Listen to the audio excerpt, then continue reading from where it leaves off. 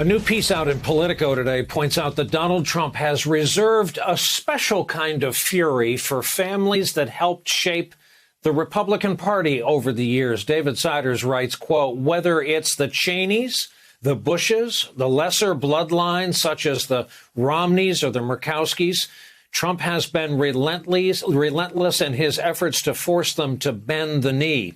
Even Cindy McCain, the widow of the late Senator John McCain, who herself has never run for office, has been knocked down, censured by Trump allies who run the state Republican Party in Arizona.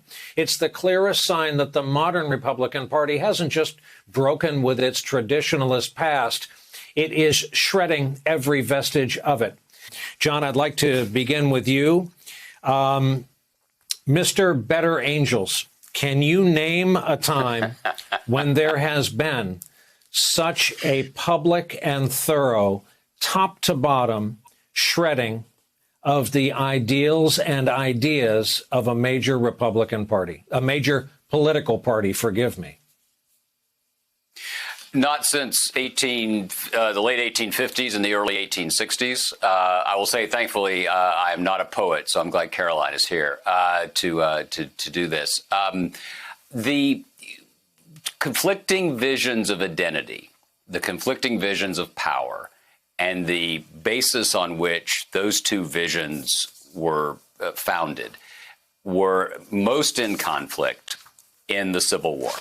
Right, it was two fundamentally different visions. One, they both had theological components. They both had economic components. They both had political components. And Abraham Lincoln, it fell to him to adjudicate between those two conflicting visions of reality. And my native region, the White South, decided that they would rather take a stand, secede, and preserve an antiquated and forced labor slavery order. So that's the last time you had something as stark as what we're seeing now.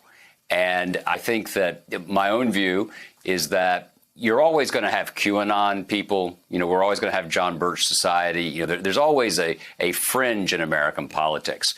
What is so destabilizing and dispiriting about this moment in American life is that the party of Eisenhower and Reagan and the Bushes, no matter how much you want, and Nixon, no matter how much you disagree with those folks, they were part of a coherent conversation that represented reform and reaction, conservatism and progressivism.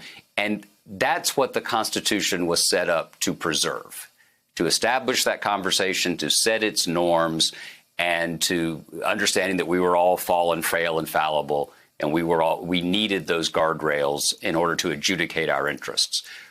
The Republican Party, as currently constituted and run, is not part of that coherent conversation right now. Hey, thanks for watching our YouTube channel. You should know that you can follow today's top stories and breaking news and catch up on your favorite MSNBC shows all in one place.